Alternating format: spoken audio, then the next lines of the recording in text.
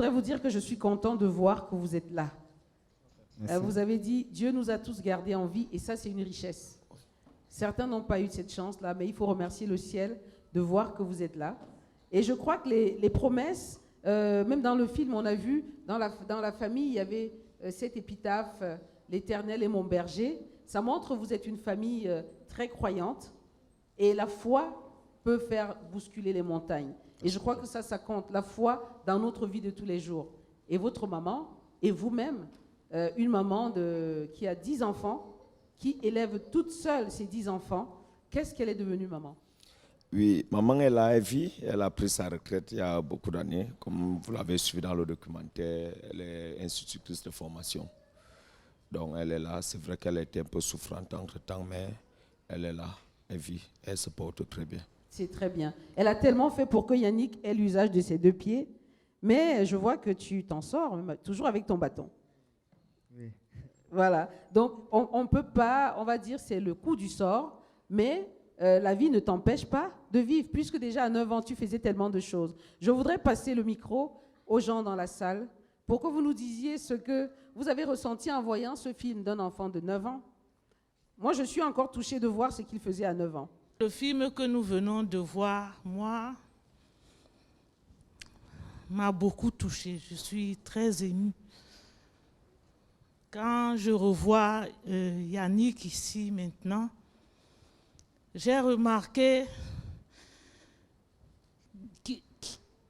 qu'il était triste. J'ai lu vraiment l'espoir dans son regard. Yannick avait vraiment envie de marcher. Ça m'a beaucoup touchée. L'environnement même dans lequel il vivait, cette maman qui a tout fait, pour moi, Yannick m'a rappelé aussi mon enfance. Parce que vous ne pouvez pas savoir ce que ça fait. Parce que Yannick marchait déjà, il n'est pas né comme ça. Il était comme vous tous là. Oui. Il est né bien, très bien portant avec ses 2 jambes. Mais le coup du sort a voulu que ça arrive, peut-être à cause d'un médicament, d'une injection. Quand je dis que moi, ça m'a rappelé mon enfance, parce que moi-même, j'ai failli être comme Yannick. Oh là là. Allez, applaudissez pour la maman. Ton émotion est forte, ça va aller. Ça va aller. Nous sommes ici pour montrer la force de la résilience. Nous sommes ici pour montrer que malgré tout, on s'en sort. Et je crois que c'est ça que nous devons célébrer. Personne ne voit que tu es passé par là et personne ne voit que Yannick est triste. Et je crois que c'est ça que nous devons montrer. Nous avons la force de nous relever malgré tous les défis que la vie met devant nous. Voilà. Donc je vous conseille, mes amis, soyez solidaires entre vous, parce que l'on ne sait pas demain. Yannick est comme ça aujourd'hui, mais demain, on ne sait pas, ça peut arriver. Donc développer l'amour dès l'enfance entre vous, la solidarité. Toujours l'amour, comme Ava, qui soutient Yannick depuis qu'il est tout petit, un grand frère qui soutient son petit frère depuis qu'il est tout petit. Est-ce que ce n'est pas beau ça? Merci d'être ce que tu es, Ava. Et je pense que Yannick te le rend bien aussi. Hein, Yannick? Toi et ton grand frère, c'est la complicité. Oui. Tout le temps, tout le temps. À tout moment. Voilà, et je pense que ça, c'est très important. Nous avons la chance d'avoir des enfants ici. Si Yannick s'en sort, s'il a le sourire, c'est parce que le grand frère Ava est toujours auprès de lui et que Yannick aussi est un petit frère qui aime son grand frère. Et je crois que nous sommes ici pour célébrer ce qu'on appelle la résilience, c'est-à-dire la force de se relever, même quand on a des problèmes. Et je voudrais, un peu à la suite de Mama Douala Toto, remercier. Je crois qu'on va applaudir pour Mama Mekinda, cette maman forte qui vous a élevé. Oui, allez-y, vous voulez dire un mot? Oui. Je voudrais vraiment demander à chaque parent ici dans la salle de ne pas négliger leurs enfants. Parce que si Yannick est infime aujourd'hui, c'est parce qu'il y a une négligence, surtout du côté paternel.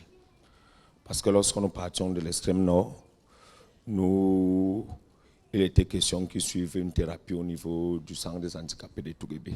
Ok. Mais le papa, au lieu d'amener l'enfant à l'hôpital, l'a mené plutôt ailleurs. Donc je voudrais demander à tous parents, les enfants c'est ce que nous avons de plus cher. On a beau être Samuel Eto'o, Bill Gates, mais si on n'a pas une progéniture, l'existence ne vaut pas la peine. Donc je prierai tous les parents de cette salle de prendre soin de leurs enfants. Très bien. Très bien. C'est un très beau conseil et je pense que ça rejoint ce qu'on a dit tout à l'heure. Il faut aimer ses enfants. Il faut qu'on s'aime.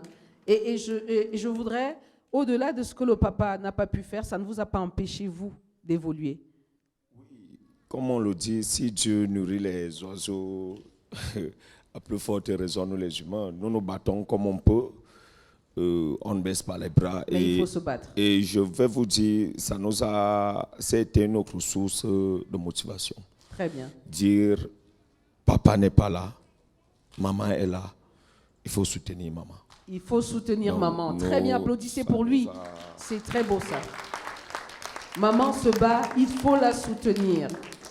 D'accord ? Je vais passer peut-être la parole à Yannick. Qu'est-ce que tu fais aujourd'hui, Yannick ? Tu voulais être mécanicien. Ça fait 21 ans. J'ai été vu faire des voitures. Je ne sais pas si vous pouvez faire des voitures comme Yannick. Qui sait faire ce qu'il a fait là ? Qui dans la salle sait construire des voitures en bambou ? Déjà à 9 ans, tu faisais ce que peu d'enfants savent faire. Aujourd'hui, est-ce que tu es devenu mécanicien ou pas ? Non. Aujourd'hui, je suis infographe. Il a fait l'infographie. Donc, tu peux même construire des voitures sur les ordinateurs. Sur ordinateur, oui. Ah ben, c'est toujours mécanicien.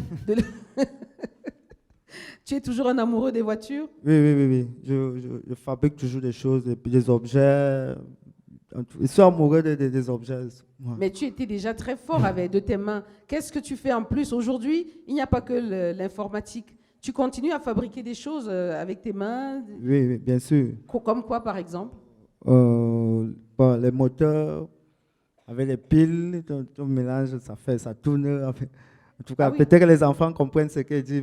Moi, je veux bien comprendre. Je ne suis pas enfant, mais je veux bien comprendre. C'est quoi ? Tu construis des moteurs ? Oui, un moteur, vous prenez un moteur, on prend un moteur dans une radio gâtée, un poste radio gâté, je prends le moteur, je prends une pile, je colle 2 fils de courant, ça tourne. Et vous arrivez à faire fonctionner les choses avec ça ? Oui. Ah ben vous voyez, les enfants d'aujourd'hui, vous êtes toujours devant la télé, il faut prendre de la graine.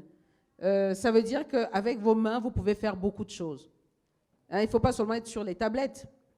Est-ce que quelqu'un peut me dire ce qu'il a aimé dans ce film ?